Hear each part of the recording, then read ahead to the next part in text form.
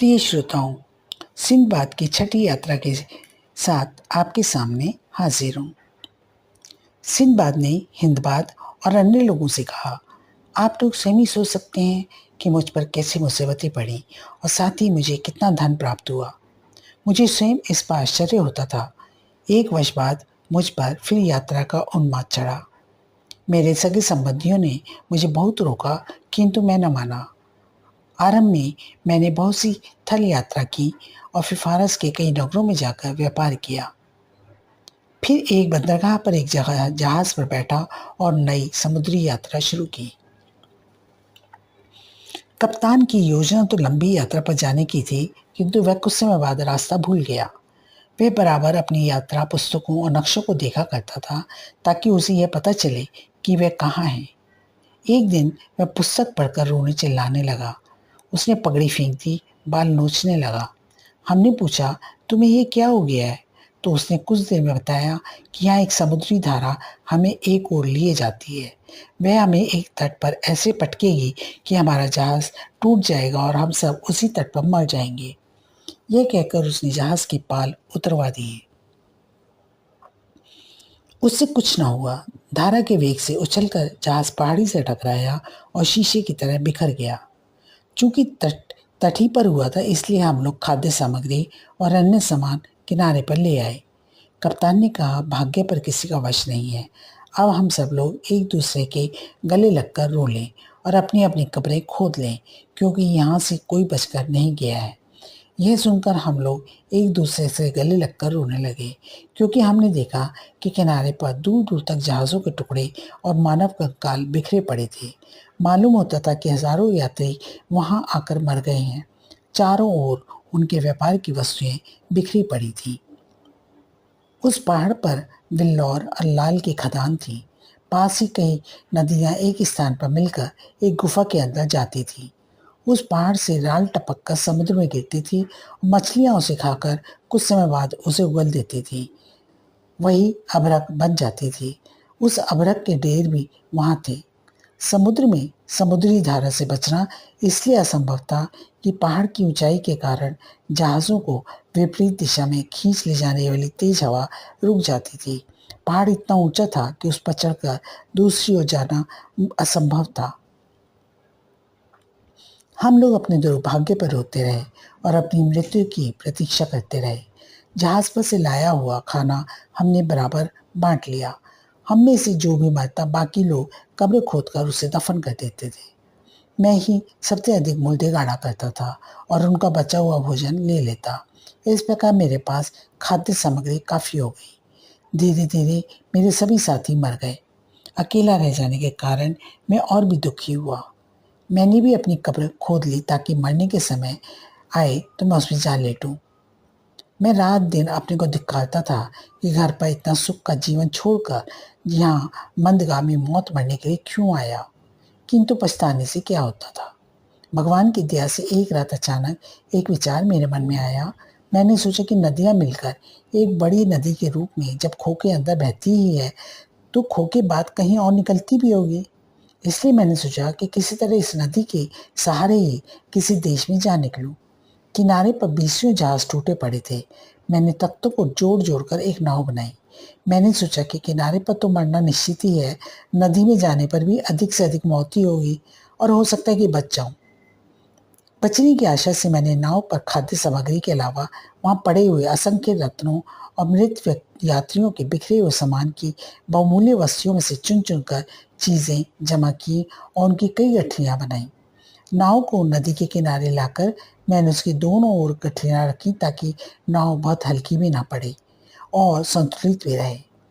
यह करने के बाद मैंने डांड संभाली और ईश्वर का नाम लेकर नदी में नाव छोड़ दी। नाव गुफा में गई। बिल्कुल अंधेरे में आ गई। मुझे दिखाई ना देता था। नाव को कभी धारा पर छोड़कर सुस्ताने लगता, कभी खेने लगता। कहीं कहीं गुफा की छत इतनी नीची थी कि मेरे सिर पर टकराती थी। अपने पास जो मैंने रख लिया था उसमें से बहुत बड़ा थोड़ा थोड़ा खाता था ताकि जीवित रह सकूं। कुछ समय के बाद मुझ पर निद्रा का ऐसा प्रकोप हुआ कि मैं सो गया और घंटों तक सोता रहा। जब जागा तो देखा कि नाव खुले में नगर के समीप नदी के तट पर बंधी हुई है। मैंने देखा कि मेरे चारों ओर बहुत से श्यामवर्ण लोग हैं। मैंने इन्हें सलाम करके उनका हालचाल पूछा। उन्होंने उत्तर में कुछ कहा, किंतु मैं बिल्कुल समझ ना सका। खैर, आदमियों के बीच पहुंचकर मुझे बड़ी प्रसन्नता हुई और मैंने ऊंचे स्वर में अपनी भाषा अरबी में भगवान को धन्यवाद दिया और कहा, भगवान क्षण क्षण पर मनुष्य की सहायता करता है और मनुष्य को चाहिए कि उसकी अनुकंपा से निराश ना हो, और मुझे भी उचित है कि आंख बंद करके स्वयं भगवान के सहारे छोड़ दूं। उन लोगों में से एक को अरबी भाषा आती थी। मेरी बात सुनकर वह मेरे पास आया और कहने लगा, तुम हम लोगों को देखकर चिंता ना करो। हम लोग इस क्षेत्र के वासी हैं। हम यहाँ नदी से अपने खेतों में पानी देने के लिए आते हैं। आज नदी में पानी कम आ रहा था, जैसे धारा की कोई चीज रोके हुए हो। हमने आगे जाकर देखा तो एक मोड़ पर तुम्हारी नाव टेढ़ी होकर अटकी थी, जिससे पानी धारा में कम आना हो गया था। हम में से एक व्यक्ति तैरकर गया और तुम्हारी नाव को उसने सीधा करा और धारा में डाला। फिर हमने तुम्हारी नाव यहाँ बांध दी। अब तुम बताओ कि तुम कौन हो, कहाँ से आए हो? मैंने उनसे कहा कि मेरी भूख से जान निकली जा रही है, पहले कुछ खाने को दे दो। उन लोगों ने कई तरह की चीजें खाने को दी। फिर मैंने आरंभ से अंत तक अपना हाल उन्हें बताया। उन लोगों को यह सुनकर बड़ा आश्चर्य हुआ। उन्होंने कहा कि हम तुम्हें अपने बादशाह के पास ले जाएंगे, वहां तुम उन्हें अपना हाल सुनाना। मैंने कहा, मैं इसके लिए तैयार हूँ। वे लोग मेरी गठरियां उठाकर मेरे साथ चले। यह सरनद्वीप लंका था। मैंने राज दरबार में प्रवेश किया और सिंहासन पर बैठकर राजा को देखकर हिंदुओं की प्रथा अनुसार उसे प्रणाम किया और उसके सिंहासन को चूमा। बादशाह ने पूछा, तू कौन है? मैंने कहा, मेरा नाम सिंदबाद जहाजी है। मैं बगदाद नगर का निवासी हूँ। उसने कहा, तू कहाँ जा रहा है और मेरे राज्य में कैसे आया? मैंने उसे अपनी यात्रा का वृतांत आद्योपांत बताया। उसे ये सुनकर बड़ा आश्चर्य हुआ। उसने आज्ञा दी, सिंदबाद के जीवन का वृतांत लिख लिया जाए, बल्कि सोने के पानी से लिखा जाए, ताकि यह हमारे यहाँ के इतिहास की तथा अन्य ज्ञानवर्धक पुस्तकों में भी जगह कर सके। उसने मेरी गठरियां खोलने की आज्ञा दी। उनमें से बहुमूल्य रत्नों तथा चंदन आदि अन्य वस्तुओं को देखकर उसे और भी आश्चर्य हुआ। मैंने कहा, महाराज, आप ये सब ले सकते हैं। आप इसमें से जितना चाहे ले लें, बल्कि सब कुछ लेना चाहे तो वह भी करें। उसने मुस्कुराकर उत्तर दिया, नहीं, यह सब तेरा है, हम इसमें से कुछ नहीं लेंगे। फिर उसने आज्ञा दी, इस मनुष्य को इसके माल असबाब के साथ एक अच्छे घर में ठहराओ, इसकी सेवा के लिए अनुचर रखो और इस प्रकार इसकी सुख सुविधा का ख्याल रखो। उसके सेवकों ने ऐसा ही किया और मुझे एक शानदार मकान में ले जाकर उतारा। मैं रोज रोज दरबार में जाया करता था और वहां से छुट्टी मिलने पर इधर उधर घूम फिरकर राज्य की देखने योग्य चीजें देखा करता था। सरानद्वीप भूमध्य रेखा के किंचित दक्षिण में है, इसलिए वहां सदैव दिन और रात बराबर होते हैं। इस द्वीप की लंबाई 40 कोस है और इतनी ही उसकी चौड़ाई है। राजधानी के चारों ओर ऊंचे ऊंचे पहाड़ हैं। वहां से समुद्र तट 3 दिन की राह पर है। वहाँ लालमणि तथा अन्य रत्नों की कई खाने हैं और वहाँ कोरन नामी पत्थर भी पाया जाता है, जिससे हीरे और अन्य रत्नों को काटते हैं और तराशते हैं। वहाँ नारियल के तथा अन्य कई फलों के वृक्ष भी बहुतायत से हैं। वहाँ के समुद्र में मोती भी बहुत मिलते हैं। हजरत आदम, जो कुरान और बाइबल के अनुसार मनुष्यों के आदि पुरुष हैं, जब स्वर्ग से उतारे गए थे तो इसी द्वीप के एक पहाड़ पर लाए गए थे। जब मैं वहाँ खूब घूम फिर कर देख चुका तो मैंने बादशाह से निवेदन किया कि अब मुझे मेरे देश जाने की अनुमति दी जाए। उसने मुझे अनुमति ही नहीं, बल्कि कई बहुमूल्य वस्तुएं इनाम के तौर पर भी दी। उसने खलीफा हारून रशीद के नाम एक पत्र और बहुत से उपहार भी मुझे दिए कि मैं उन्हें खलीफा तक पहुंचा दूं। मैंने सिर झुकाकर स्वीकार किया। बादशाह ने मेरे ले जाने के लिए एक मजबूत जहाज का प्रबंध किया और कप्तान और खलासियों को ताकीद की कि सिंदबाद को बड़े सम्मान से उसके देश में पहुंचाना, रास्ते में इसे किसी प्रकार की असुविधा न हो। सरानद्वीप के बादशाह ने जो पत्र खलीफा के नाम दिया था, वह पीले रंग के नरम चमड़े पर लिखा था। वह चमड़ा किसी पशु विशेष का था और बहुत ही मूल्यवान था। उस पर बैंगनी स्याही से पत्र लिखा था। पत्र का लेख इस प्रकार था। यह पत्र सरान द्वीप के बादशाह की ओर से भेजा जा रहा है। उस बादशाह की सवारी के आगे 1000 सजे सजाए हाथी चलते हैं। उसका राजमहल ऐसा शानदार है कि जिसकी छतों से 1 लाख मूल्यवान रत्न जड़े हैं और उसके खजाने में अन्य वस्तुओं के अतिरिक्त 20,000 हीरे जड़े मुकुट रखे हैं। सरानद्वीप का बादशाह खलीफा हारून रशीद को निम्नलिखित उपहार मातृभाव से भेज रहा है। वह चाहता है खलीफा और उसके दृढ़ मैत्री संबंध हो जाएं और एक दूसरे का अहित हम दोनों ना चाहें। मैं सरानद्वीप का बादशाह खलीफा की कौशल क्षेम चाहता हूँ। जो उपहार बादशाह ने खलीफा को भेजे थे उनमें मणि का बना हुआ एक प्याला था जिसका दल पौन गिरा लगभग 1.25 इंच मोटा था और उसकी चारों ओर मोतियों की झालर थी। झालर के मोतियों में प्रत्येक 3 मासी के वजन का था। एक बिछौना अजगर की खाल का जो 1 इंच से अधिक मोटा था। इस बिछौने की विशेषता यह थी कि उस पर सोने वाला आदमी कभी बीमार नहीं पड़ता था। तीसरा उपहार 1 लाख सिक्कों के मूल्य की चंदन की लकड़ी थी।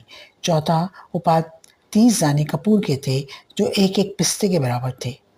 पांचवा उपहार एक दासी थी जो अत्यंत ही रूपवती थी और अति मूल्यवान वस्त्रभूषणों से सुसज्जित थी। हमारा जहाज कुछ समय की यात्रा के बाद सकुशल बसरा के बंदरगाह में पहुंच गया। मैं अपना सारा माल और खलीफा के लिए भेजा गया पत्र और उपहार लेकर बगदाद आया। सबसे पहले मैंने यह तय किया कि उस दासी को जिसे मैंने परिवार के युवकों से सुरक्षित रखा था तथा अन्य उपहार और पत्र लेकर खलीफा के राजमहल में पहुंचा। मेरे आने की बात सुनकर खलीफा ने मुझे तुरंत बुला भेजा। उसकी सेवकगण मुझे सारे सामान के साथ खलीफा के सम्मुख ले गए। मैंने जमीन चूमकर खलीफा को पत्र दिया। उसने पत्र को पूरा पढ़ा और फिर मुझसे पूछा, तुमने तो सरानद्वीप के बादशाह को देखा है, क्या वह ऐसा ही ऐश्वर्यशाली है जैसा इस पत्र में लिखा है? मैंने कहा, वह वास्तव में ऐसा ही है जैसा उसने लिखा है। उसने पत्र में बिल्कुल अतिशयोक्ति नहीं की। मैंने उसका ऐश्वर्य और प्रताप अपनी आंखों से देखा है। उसके राजमहल की शान शौकत का शब्दों में वर्णन नहीं हो सकता। जब वह कहीं जाता है तो सारे मंत्री और सामंत अपने अपने हाथियों पर सवार होकर उसके आगे आगे चलते हैं। उसकी अपने हाथी के औहदे के सामने अंगरक्षक सुनहरे काम के बर्छे लिए चलते हैं और पीछे सेवक मोछल हिलाता रहता है। उस मोछल के सिरे पर भी एक बहुत बड़ा नीलम लगा हुआ है। सारे हाथियों के हौदे और साथ सामान ऐसे सुसज्जित हैं जिसका वर्णन मेरे वश की बात नहीं। जब बादशाह की सवारी चलती है तो एक उद्योषक उच्च स्वर में कहता है कि यह शानदार बादशाह की सवारी आ रही है जिसके महल में 1 लाख रत्न जड़े हैं और जिसके पास 20,000 हीरक जटित मुकुट है और जिसके सामने कोई राजा नहीं ठहर सकता, चाहे वह हिंदू हो या मुसलमान। पहले उद्देशक के बोलने के बाद दूसरा उद्देशक कहता है कि बादशाह के पास चाहे जितना ऐश्वर्य हो, मरना तो इसके लिए भी प्रारब्ध है। इस पर पहला कहता है कि इसे सब लोगों का आशीर्वाद मिलना चाहिए कि यह अनंत जीवन पाए। यह बादशाह इतना न्यायप्रिय है कि इसके राज्य में ना कोई न्यायाधीश है ना कोतवाल। उसकी प्रजा ऐसी सुबुद्ध है कि कोई किसी पर अन्याय नहीं करता और ना ही किसी को दुख पहुंचाता है। चूंकि सब लोग बड़े मेल मिलाप से रहते हैं, इसलिए कोई ज़रूरत ही नहीं पड़ती है कि व्यवस्था ऊपर से कायम की जाए। इसलिए सरानद्वीप के राज्य में ना पुलिस या कोतवाल रखे गए हैं ना न्यायाधीश। खलीफा ने यह सुनकर कहा, तुम्हारे वर्णन और इस पत्र से जान पड़ता है कि वह बादशाह बड़ा ही समझदार और होशियार है, इसलिए इतनी अच्छी व्यवस्था कर पाता है कि पुलिस आदि की आवश्यकता ही ना हो। यह कहकर खलीफा ने मुझे सम्मान परिधान दिया और विदा किया। यह कहकर सिंदबाद ने कहा, आप लोग कल फिर आएंगे और अपनी मैं 7वीं और अंतिम समुद्री यात्रा का वर्णन करूंगा। यह कहकर उसने 400 दिनारे हिंदबाद को दी। दूसरे दिन भोजन के समय हिंदबाद आया और सिंदबाद के मुसाहिब भी आए। भोजनोपरांत सिंदबाद ने कहानी शुरू की। धन्यवाद। अब 7वीं और अंतिम यात्रा को लेके आपके सामने जल्द ही प्रस्तुत होंगी। नमस्कार।